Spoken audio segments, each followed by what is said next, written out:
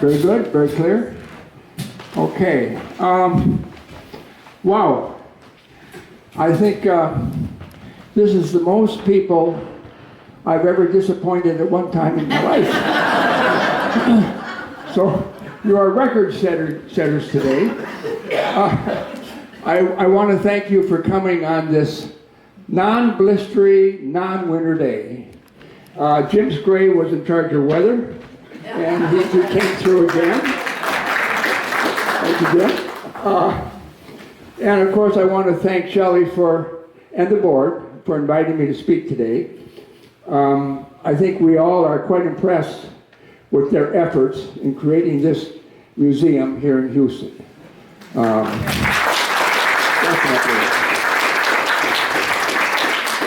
My first visit to the museum was several months ago.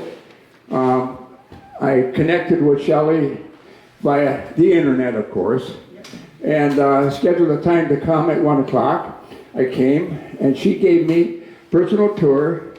We would go to each exhibit, stop, she'd describe the exhibit. I'd remember a story, tell a story. We'd go to the next exhibit, story. And then when I was about to leave, Jim shows up. So now we kind of start all over again. Well, finally I figured it's time to go home. I went down the steps, and the sign out front said the museum hours were 1 to 4. And it was 4:30. So you folks may be in for a long afternoon.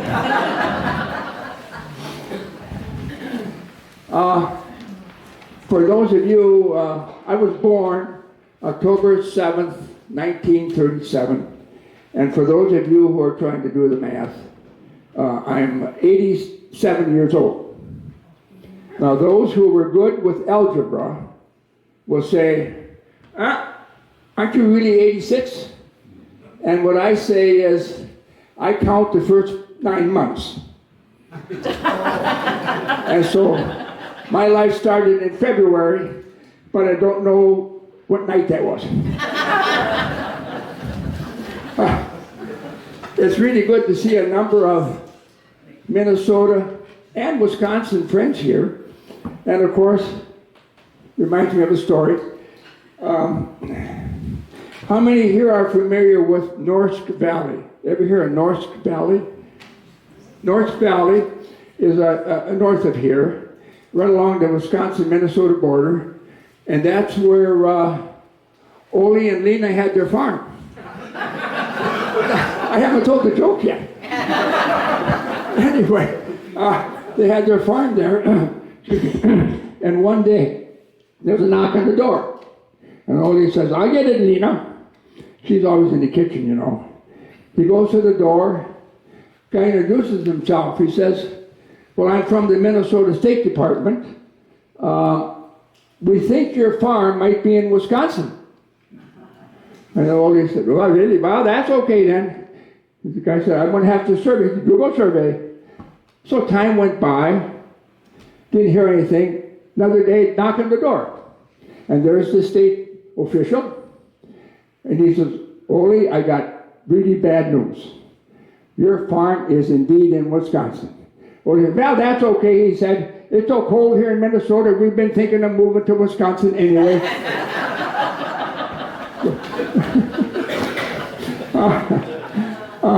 Okay, one more. Don't laugh so loud, then you keep encouraging me. Ole's farm was next to Sven's, and Ole and Sven liked to fish, and they would go fishing on the Mississippi. And they were fishing one day, and man, they hit a hole, and they were just raking in the fish. And Sven said, "Ole, we should mark this hole here. It's a good fishing spot." He said, "Go put an X on, break down, put an X on the side of the boat." And Ole said, "Well, that's no good. What if we don't get the same boat?"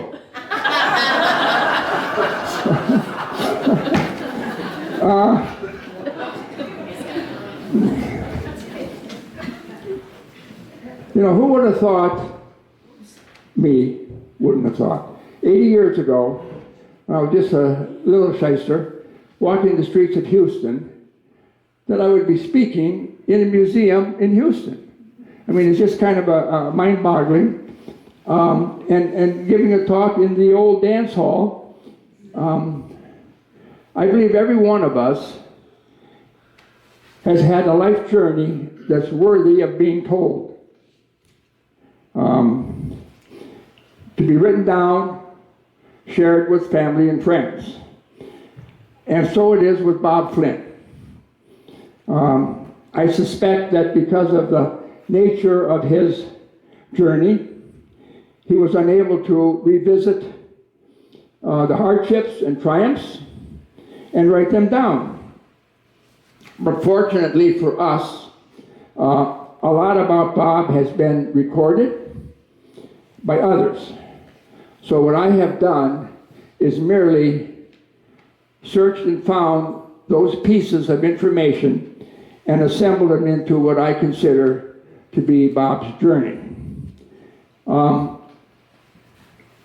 If I can find the right button. The topics we're going to cover today, first of all, I'm going to spend quite a bit of time on our high school experience. Classmates were already introduced. Then I'm going to talk a bit about Bob's training in the Navy, and then the mission he was on when his plane was shot down, and then his imprisonment, his release, and then there was the homecoming here in 1973, and then some tributes, a little bit about his memorials, about his memorial.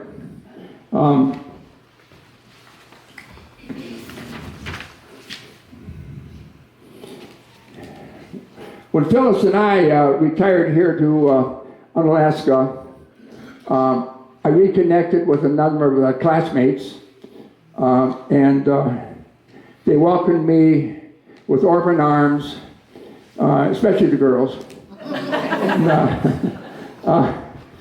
But in becoming acquainted with them, some of us expressed concern that Bob did not receive the recognition that he really deserved.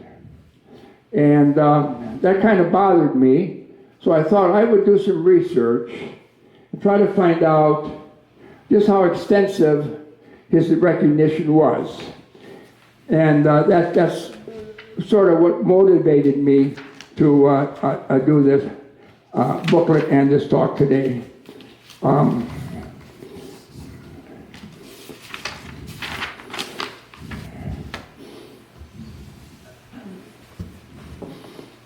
High school.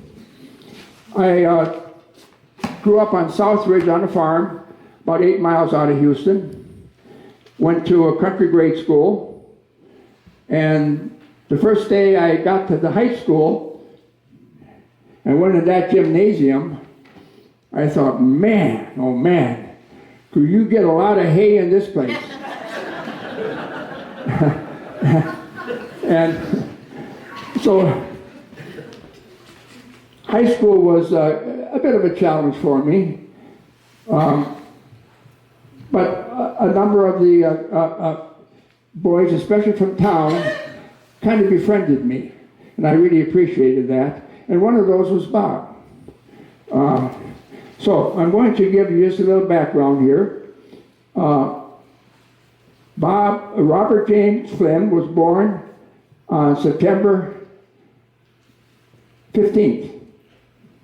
1937. His parents were Tom and Mildred.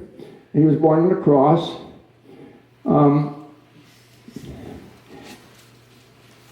I have one correction. No, there'll be more. I'm sorry. There'll be a lot of corrections. Bob was not the longest serving prisoner in Vietnam. I had that wrong. There was another gentleman who was prisoner in Vietnam for 9.5 years. The unique thing about Bob's imprisonment, though, was that he was imprisoned in communist China, and this other gentleman was imprisoned in Vietnam. So what I'm going to present today, I regard as a tribute to Bob's strength, his courage, and unparalleled dedication to his country. High school. I didn't really hang out with Bob, but we were involved in a lot of extracurricular activities. And foremost among those were football and basketball.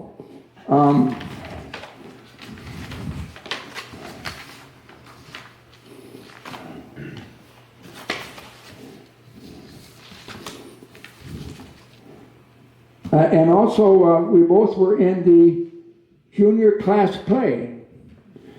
The play was entitled Little Dog Laughed. The lead in that play was a girl named Pat Sen. She was the lead. All of us guys tried out. We wanted to get the leading male part, of course. And I had kind of a thing for Pat Sen.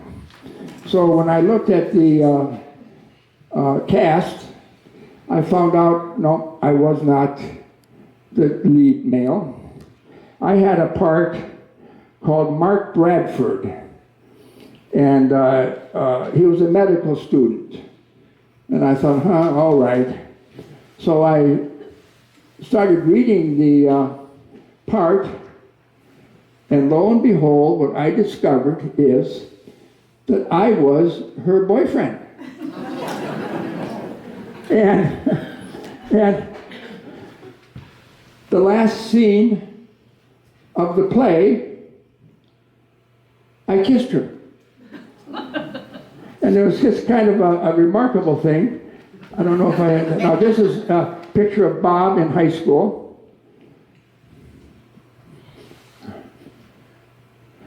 Now this is a picture of Bob.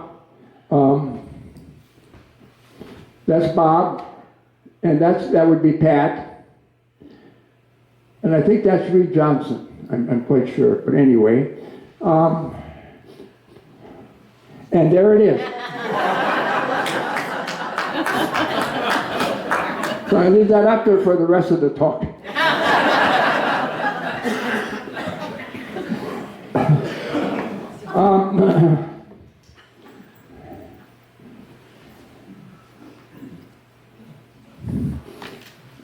Bob was also, well, the other things we had in common is we both sang in the choir.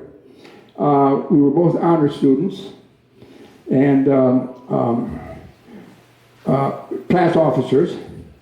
The choir, see, I get on these stories.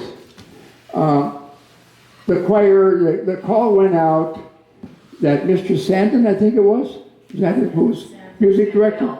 Call went out, he needed boys for the choir. And that's always the case in high school, you don't get enough boys. And so I thought, well, I played football, but I got time to sing in the choir. And I had sung, I was still singing in the church youth choir, and I had been in a quartet. And so I thought, well, I can do this. So I went down for an audition. And there was a girl sitting at the piano, Mr. Sandon, and he said, well, she'll hit a note, and you hum it.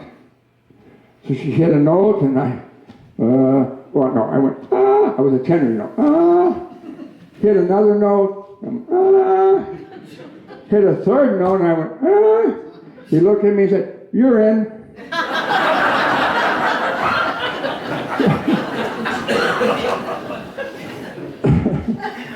In addition, Bob was also on the baseball team. He ran track. And in the senior class play, he had the lead role. And I don't remember the name of what that play was. No, I don't recall the name of that play. I'm not going to make anything up either. I did mention to some people here that also knew Bob, that when I start telling lies about Bob, please don't correct me. So,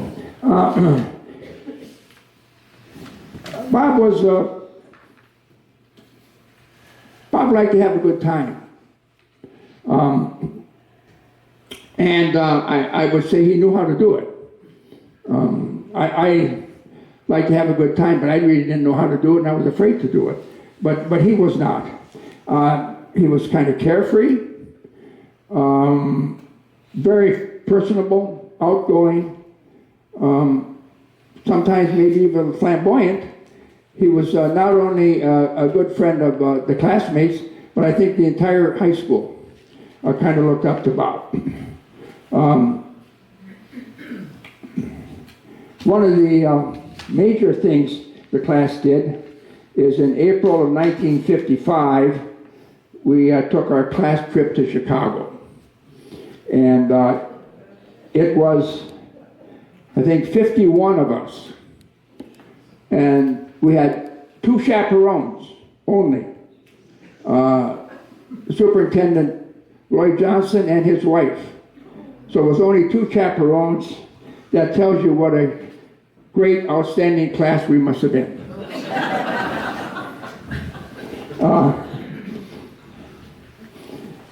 It's kind of an interesting little sideline. We did fundraising for that trip. I don't remember any of the fundraising activities, but there wasn't quite enough money for the trip, so everybody had to pay a little more. And the amount we each had to pay was $6. Now, you know, imagine that today. The trip to Chicago, you know, we did the usual tours, Museum of Science and Industry, the Art Museum, Museum of History. We took bus tour through Chicago to Chinatown, and even through the slums, which I don't remember. The most memorable thing that happened on that trip, of course, involved Bob Flynn. The day we arrived, we checked into the hotel, and we were granted the afternoon to go shopping.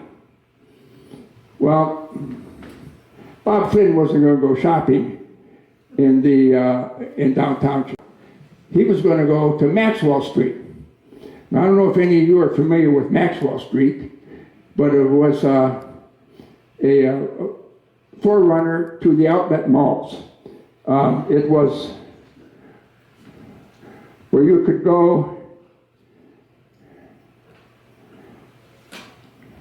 Well, before I go there, I'm going to go back. I just saw this slide here. Let's go back a bit. This is the basketball team. And that's me. And there's Bob. And you notice that our jersey numbers are reversed.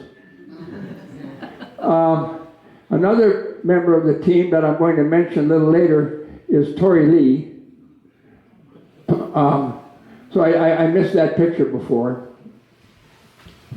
But now let's go to Maxwell Street.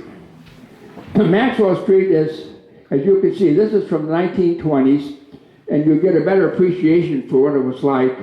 You can see all the kind of shops along the sides. You could buy anything you wanted, damaged goods, goods that had fallen off the truck, whatever you wanted. There's with the crowd. Bob Flynn went down there, and I don't know who all went. Did you go, Carl? Were you with us on that? I think Carl went. I think Butch Loken was in that group, and I don't remember who else. But Bob went down there because he wanted to buy a sports coat. So we were in a lot of clothing stores. Bob did buy a sport coat, and when he bought that coat, I thought, if I were to come home with a red sport coat, I would never be allowed to go to church again. But you know, the interesting thing is, he really looked spiffy in that red sports coat. Another Maxwell Street story. How am I doing on time? It's 2:30. Keep going. Oh, really? Oh, no, I got to move on. A quick Maxwell Street story. Phyllis and I lived in Chicago 45 years. I had my own business. So I had to drive around Chicago to customers. I had a nice Buick, and I lost a hubcap. So as I was driving around, I thought, well, I'll stop by Maxwell Street, because there were shops, and there were hubcaps hanging on the wall, hanging on the fence. So I pulled up, got out of the car, and said, will you happen to have a hubcap for this Buick Park Avenue? He looked and said, no, he said, but I'll have one in tomorrow.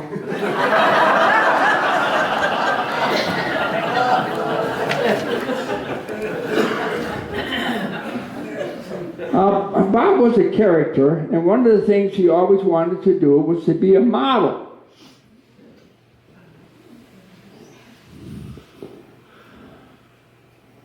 I guess I'm getting ahead of myself. Let's not go there yet. I'm going to just read from our class book. We didn't have a class book, but some of the students put one together. I'm going to read Bob's senior sketch.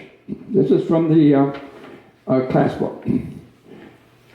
Robert James Flynn, or Bob as he is known to all his friends, first saw light of day at St. Francis Hospital in La Crosse, Wisconsin on September 15, 1937. He is the son of Mr. and Mrs. Thomas Flynn. He has attended Houston Public Schools all his school days. Bob is one of the tallest members of his class. He stands at the height of 6'1". He has brown hair and blue-green eyes. His favorite color is powder blue, and he would like nothing better than a baked plate of turkey after a good game of football. In his spare time, Bob likes to go fishing or hunting. What he hunts, we don't know, but I think you have an idea. As far as studies are concerned, he prefers speech. His hobbies are fishing tackle and model airplanes. Among his extracurricular activities, we find band, football, basketball, track, and so on. He plans to enter the University of Minnesota next year. Best of luck, Bob. The class will. I thought the class will was kind of funny. As for myself, David Beckman wills his DA haircut to Tom Dubbs, provided he uses a sky blue rinse on it. And Bob Flynn leaves his interest in the home economics cooking class to Catherine Cragness, provided she will eat as much as he does and gaze as little as he did. The class prophecy, moving eastward, we stayed at the newest hotel in Houston, Texas, owned by wealthy tycoon David Beckman. Harold Johnson is manager of the hotel.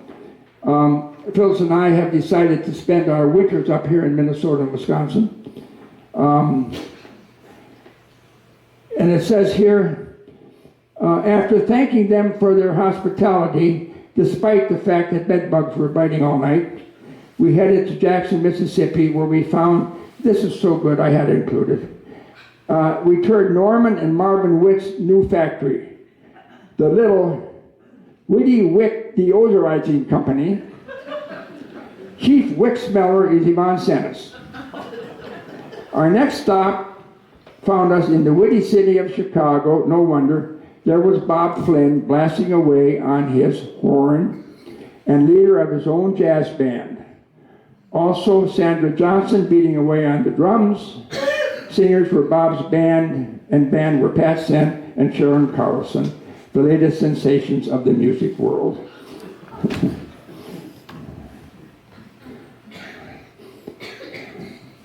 Bob wrote a poem, and I'm going to read this poem to you. I think he wrote this in 1953 when he was in high school. I took my gun into the woods I went. I shot and tramped around and yelled, that's how my time was spent. Then up before me sprang a bear. A big black bear was he. He looked at me, I looked at him, and on the run was me. I ran and ran and ran and ran, and there behind me looked, until I reached a bubbling stream. It was the Grinshaw Brook. I up and quickly turned around, and right before my eyes were 40,000 larger bears a-standing round like spies. Well, sir, I didn't turn and run, but held my ground, I did. Of 40,000 larger bears, now our dear world is rid. Now, I know you won't believe me, though my evidence is sound, for in the town of Houston, there are bear skins on the ground.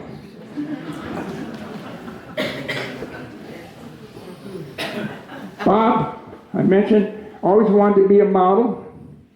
There he is. I wish I knew the origin of that picture. I'm sure there's some classmates here that may.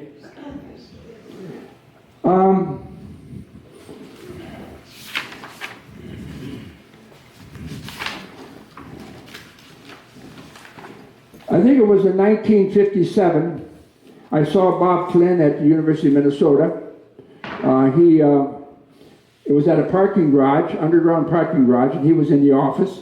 And I don't recall for sure, but I think Tom Dobbs may have been with him. And Bob was, I think he was studying law at the University of Minnesota. But I believe 3 years after that, he left university and joined the Navy. And this here is a little bit of a timeline for Bob. July 1958, he entered the Naval Academy Cadet Program and was commissioned an ensign in the U.S. Navy and designated a naval flight officer in 1960. 1963, he married Catherine Michael in Pipestone, Minnesota. And they would have 2 children, Beth and Robert Jr. March of 1966, Bob was assigned to the U.S. Pacific Fleet Commandos in Southeast Asia, where he served as a bombardier navigator on a Grumman A-6 aircraft aboard the aircraft carrier U.S. Kitty Hawk. And then in August of 1967, he served aboard the super aircraft carrier, the U.S. Constellation. Bob's training all took place at the Naval Air Station in Whitby, Washington. Pretty large complex.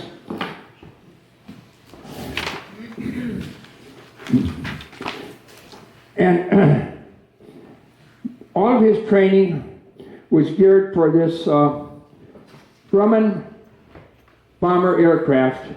I think the Navy put out a request for bids, 13, I believe, bids, to come up with a better bomber for the Vietnam War. And Grumman won the award. Some of the features of this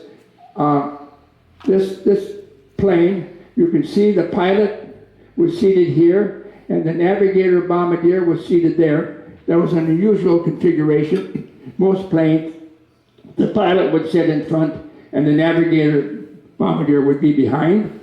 This plane was capable of carrying 28 500-pound bombs, and it had the latest radar detection. So it was a really advanced, progressed plane. Now I want to go into a little bit about the actual war. Vietnam War was the longest war in American history. It resulted in nearly 60,000 American deaths and an estimated 2 million Vietnamese deaths. The war was a conflict in Vietnam, Laos, and Cambodia from November 55 to the fall of Saigon in 1975. In 1965, President Johnson escalated the war, commencing airstrikes on North Vietnam and committing ground forces which numbered 536,000 troops.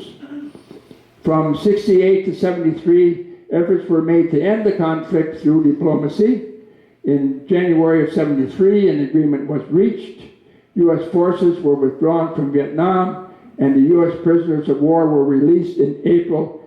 In April 1975, South Vietnam surrendered to North, and Vietnam was reunited as a socialist Republic of Vietnam, which it is today.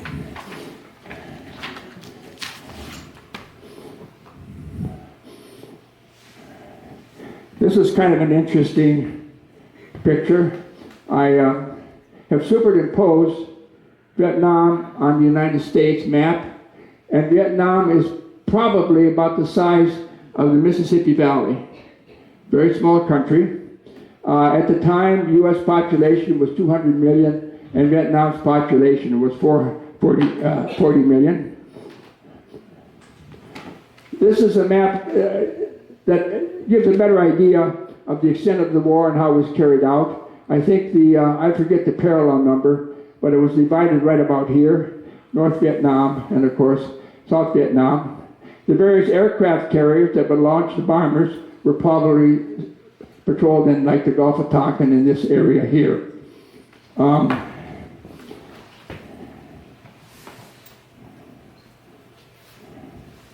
So the mission, what happened? On August 21st, 1967, 4 Navy Grumman A-6 intruder aircraft were launched from the U.S. Constellation for an attack on the railroad yards in Hanoi. Hanoi is about 75 miles from the Chinese border. Each of the aircraft was given a code name for the attack. Milestone 1, 2, 3, and 4. Bob Flynn was the navigator bombardier on milestone number 4, and his pilot was a guy named Jimmy Buckley. The route from the coast to the target area was uneventful, except for some large weather cells building up. Further along their route, they received indications of launched surface-to-air missiles and observed bursting 85 millimeter anti-aircraft fire. The commander of Milestone 2 reported he had been hit, and he was advised to reverse course and return to the coast. He transmitted that he was experiencing no difficulty and would proceed to the target rather than egress alone. Several SAMs had been launched at this time, and a transmission was made. Heads up for the Air Force strike, which was being conducted in the vicinity of the Air 6 intruder target. So the Navy was having a bombing mission at the same time the Air Force was having a bombing mission. The 2 Air Force planes were shot down, and I believe both pilots were killed.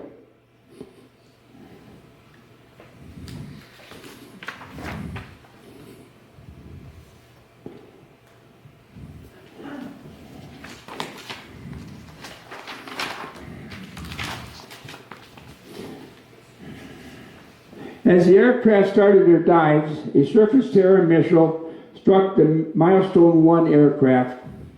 I assume Milestone 1 was the lead aircraft in this mission. The pilot was Leo Proflay, I think I'm pronouncing that correctly, French name, a well-respected Korean War veteran.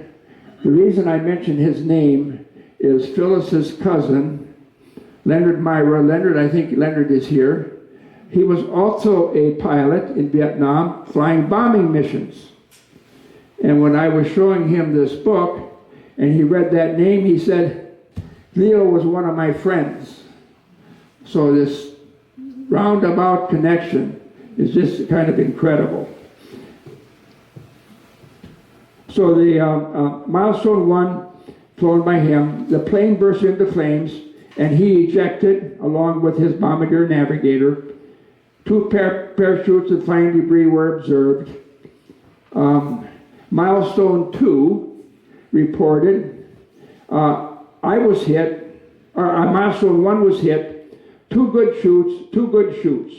Both men survived, but both spent 5 years as prisoners of war.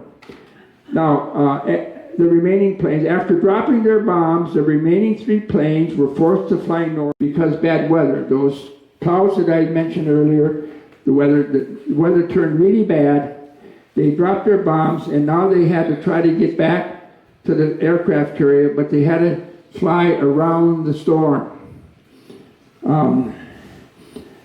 Milestone 3 returned safely to the aircraft carrier. The other two planes, Milestone 2 and 4, headed toward the Chinese border, and they were being chased by two mates.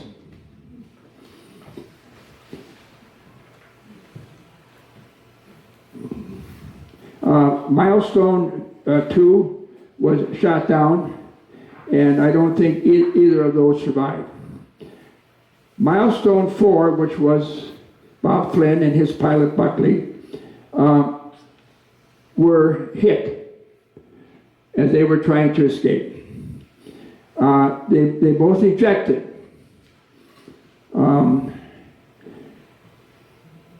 And Bob landed safely. He went to look for his pilot. He found him, but he was dead. He'd either died during ejection or died when he hit the ground. U.S. radar showed that both of those two planes that were trying to fly around were 11 miles inside the Chinese border. And to his dying day, Bob Flynn maintained we were not over the Chinese border. So there's a little controversy. My own interpretation is, given the relations between China and the U.S. at the time, it would be much more politically easy for the United States to say, well, they were over Chinese territory, rather than they were over Vietnam territory and the Chinese captured them and took them over across the border.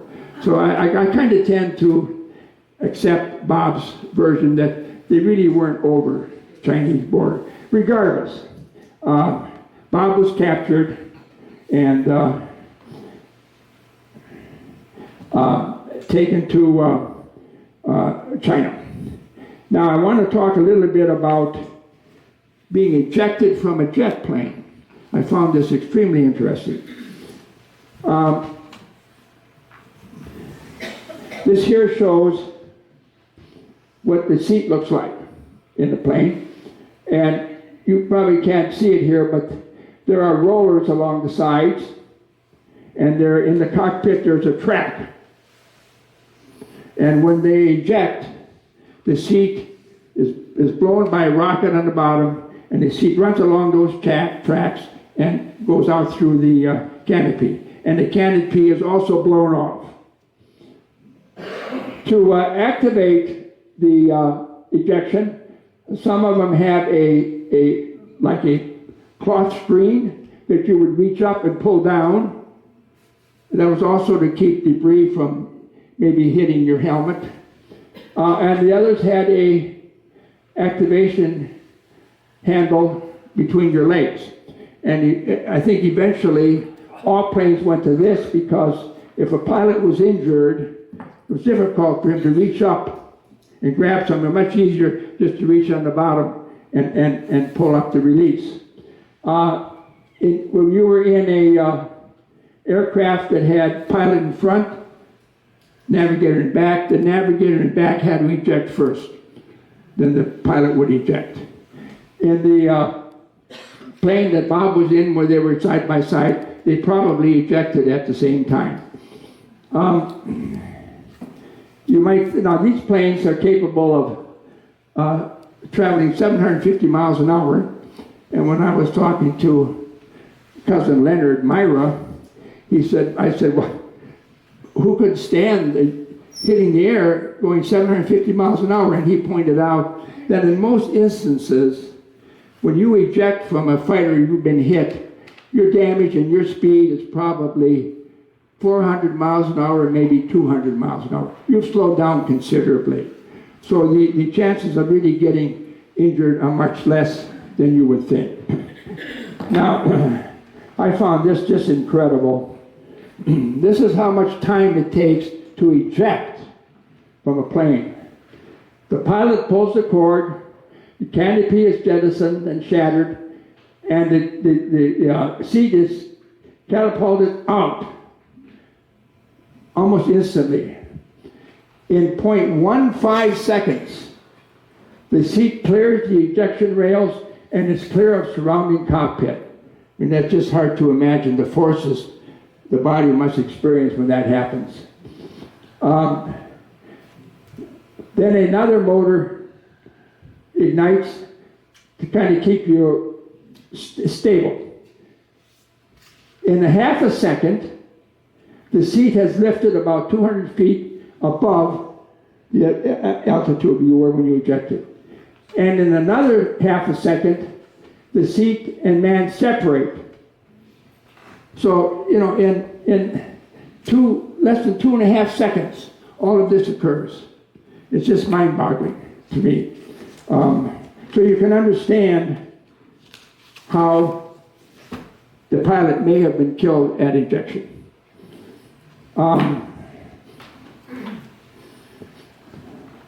This is a photograph. I think this is Bob's photograph as a prisoner. The Chinese news agency reported 6 days later one of 4 American airmen whom China had just downed had been paraded before peasants and Red Guards on an anti-American rally. It did not identify the airman, but Lieutenant Flynn was the only survivor from the 2 bombers. So we know that was Bob.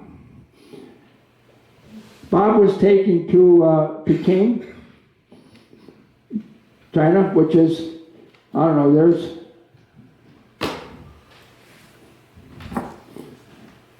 there's Vietnam, that's where the Army mission was, and he was in prison way up here in Virginia. And he was held for 5.5 years. 2034 of those days were in solitary confinement. He was constantly tortured and was demanded to sign a confession that stated that he was a criminal who had violated Chinese airspace. Flynn refused to cooperate. He was beaten and jumped on. He had to suffer countless indignities. His captors even served him X-lax on occasions, just because they could. The winter of 67-68, he had no warm clothes. He endured 3 separate incidents of extended handcuff torture, where his hands and arms were twisted and wrapped, one lasting 7 days, one 30 days, and one 60 days. During these times, he had to eat and perform bodily functions with no hands. Well, I guess that is what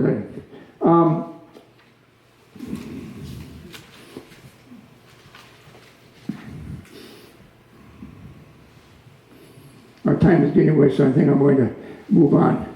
Later on, I'm going to just review a few other recaps of his imprisonment. But next, I want to get on to his release. This is kind of interesting. Bob credited his ability to survive imprisonment to 3 individuals. One of them was Father,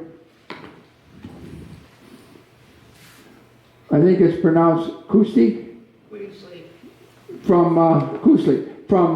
He preached here in Houston. I think he was here from 67 to 1953. The other was Fred Howard. He was our football coach. When I saw Fred Howard mentioned, I thought, why on earth would Fred be so meaningful to him when he was in prison? And the other was Gus Akins. He was one of his trainers at the Naval Academy. Few comments about Fred Howard. Here I go off on that story. Football coach. And maybe this will give you a little better understanding of why maybe Bob kind of relied on him for some of his survival. Football. I showed you a picture earlier of Torrey Lee. Torrey must have weighed 250 pounds, great athlete, could run like the wind. He played center on the basketball team. Fred Howard was a great football player. He stood maybe 5'7", solid rock, played guard in college. He had a drill called live bait. And what you would do is, one was the runner, one was the tackler. And the runner and tackler had to run at each other. You could not try to avoid contact. You had to hit each other going full speed. And Fred Howard said, the one that runs the fastest and the hardest is not going to get hurt. I was next in line. I looked up, there stands Torrey Lee. I look at Fred Howard. Get going, Beckman. So I said, well, I know how to handle this. I'll run as hard as I can. And I did. Fred was wrong. When you hit Torrey Lee going as hard as you can, it hurts.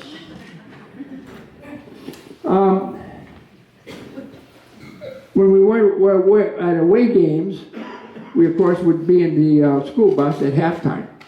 And when you were in the school bus, you would take your helmet off, of course. And Fred would walk the aisle, recapping all the mistakes you had made and so on.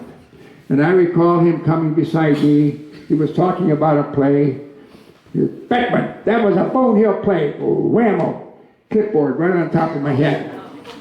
And you know, today that wouldn't fly. But my first thought was, God, I hope he doesn't tell Dad. But Fred had a lighter side too. He was also our basketball coach.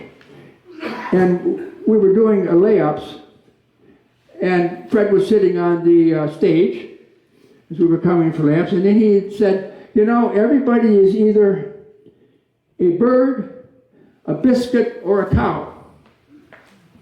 So I came in and he said, Beckman, you're a biscuit. Oh, okay. And he never did say what Bob was, but I would think Bob probably would have been a bird. But anyway, Fred Howard was about commitment, discipline, and perfection, and loyalty. And I think those traits carried over to Bob, and he would remember those when he was imprisoned. I think it influenced him. As for in his obituary, it was written, it was his faith that kept him sane and courageous in dire, painful, and lonely circumstances. That's what he told the Pensacola News Journal in 2008. I figured what I had to do my job, he said. I had to remember God. Duty, honor, country, family, and self. Without God, there is nothing. Okay? Without God, I couldn't do my duty. And if I couldn't do my duty, there was no honor. And if there was no honor, I could not face my country. And if I couldn't face my country, then I'm no good to my family or myself. So I worried about God, and the rest fell into place.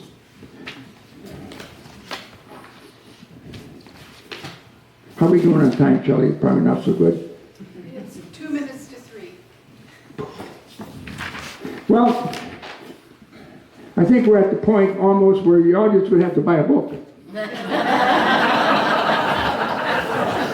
Didn't I handle it well? Okay, let's hurry along here.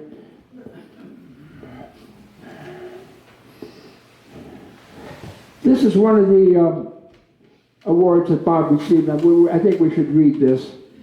For exceptional meritorious conduct in the performance of outstanding service while interned as a prisoner of war in Southeast Asia from August 1967 to February 1973. Under the most adverse of conditions, he resisted all attempts by his captors to use him in causes detrimental to the United States, never wavering in his devotion and loyalty to the United States and his fellow prisoners. Despite the adversity of confinement, he performed such duties and responsibilities as required by the Code of Conduct in an exemplary and highly professional manner, displaying extraordinary courage, resourcefulness, and dedication throughout this period of imprisonment. He reflected great credit upon himself and held the highest tradition of the Naval Service and United States Armed Forces. Bob's release. Bob credited his release to 3 people. And I can kind of understand Richard Nixon. We all know his involvement in negotiating the end of the war. And of course, Henry Kissinger was his Secretary of State. The one that surprised me was Ross Perot. What on earth did Ross Perot have to do with Bob Flynn being released? And I have searched and searched, and I don't know why. So, but I just found that very, very interesting.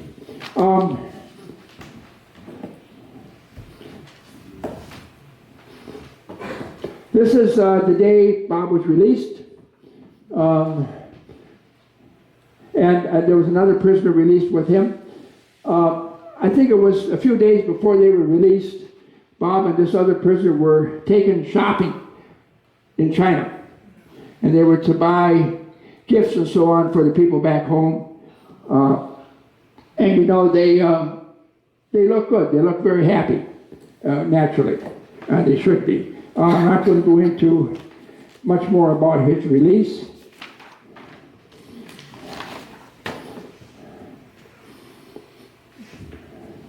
The next thing I do want to touch on quickly is his homecoming. That was in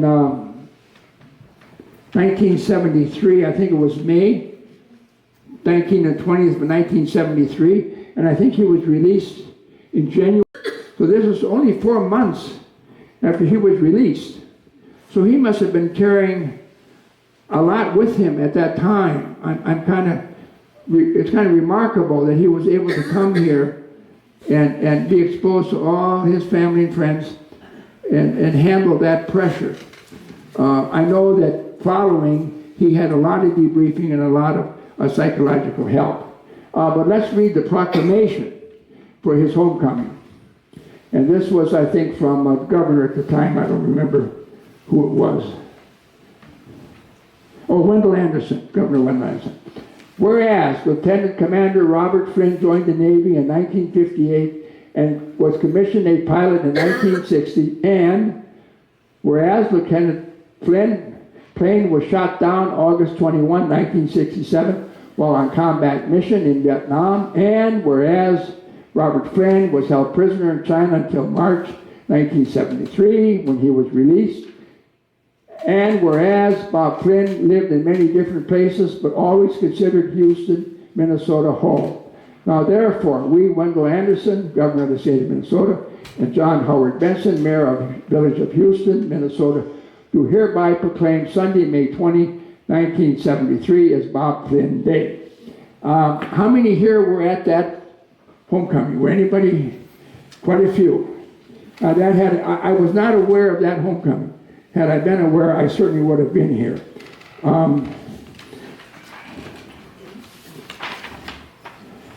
There's an excellent display over here on Bob Flynn, and there you will find pictures and more information about the homecoming.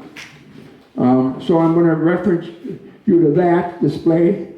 I just want to quickly touch on, somebody asked me, how long will you be talking today? I said, well, could be 2-3 hours. And that's probably what I need. But anyway, here's some pictures of his homecoming. This was at one of the gatherings. I think this was at Saturday night, maybe. This was at the banquet. I think that was at, is that the country club? I don't recall exactly where that was at. And then another thing I discovered is Bob was commencement speaker at the 1973 high school graduation. 74. Oh, 74. 1974. And how many, were anybody in that class? Okay, very good. Excellent. What was it, do you recall any of the details of his talk? I suspect it was about his imprisonment and how he coped with that. Well, anyway.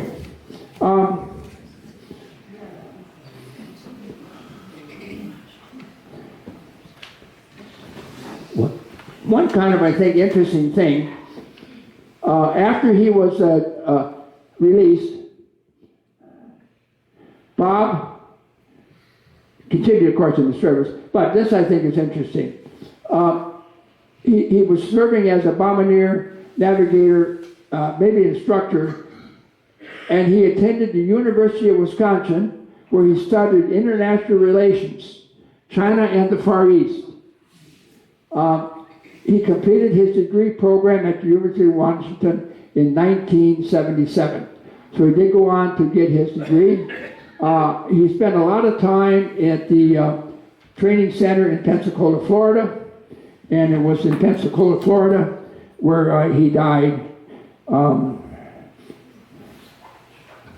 This here shows a picture of the flyover, the day of his funeral, and there is the casket coming out of the church.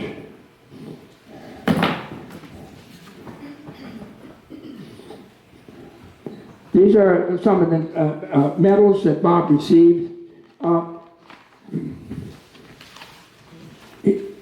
In a way, he didn't receive a lot of medals, but how could he?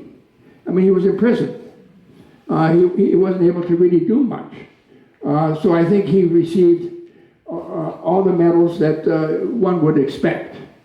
So I think that he did get the recognition that he really deserved. That's sort of my conclusion from reviewing all this information.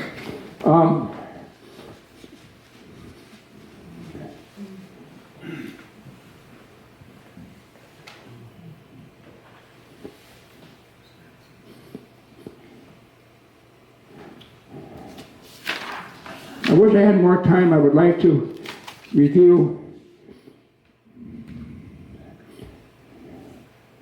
I want to try to find one more comment. Here's one of the comments he made in 2008 in his interview. They'd mess with you mentally, Flynn said. The mental deal was you cannot be released until you are sentenced. You cannot be sentenced until you have been tried. You cannot be tried until you confess. So unless you confess your crimes, you cannot get out of here. Well, I didn't have anything to confess. It was all threats, and they were always open-ended. You never had a chance to grasp the end of a proposition. And one last story. There was a song titled International. It was also called the Communist International. It must have been like a national anthem or like an American the Beautiful. And his guards were singing it. And Bob started singing along with them. And he said, they were happy. They said, you're singing our song. Then they realized that the name Mao Zedong rhymed with dung. He said, 12 guys piled onto me. But when 12 guys pile on you, you don't get hurt. How can you get hurt? It's just a monkey pot. I'm going to close with another poem that Bob wrote. The title of this poem is, I hope I can get this pronunciation right, Summum Bonum. And that is a Latin expression meaning the highest or ultimate good, which was introduced by the Roman philosopher Cicero to denote the fundamental principles on which some systems of ethic are based. That is, the aim of actions which, if consistently pursued, will lead to the best possible life. This poem Bob wrote while imprisoned to his son for his birthday. My boy, my hand should but cannot always be on your shoulder. It is, he tells, so I tell, you owe the world a living. When appears a man pushing a roan, says otherwise, says his old strawberry is rideable, side saddle too, rationally smile. Show him the road you have developed, or majestic mountains, fruited plains. Sell him an automobile. Thank you very much.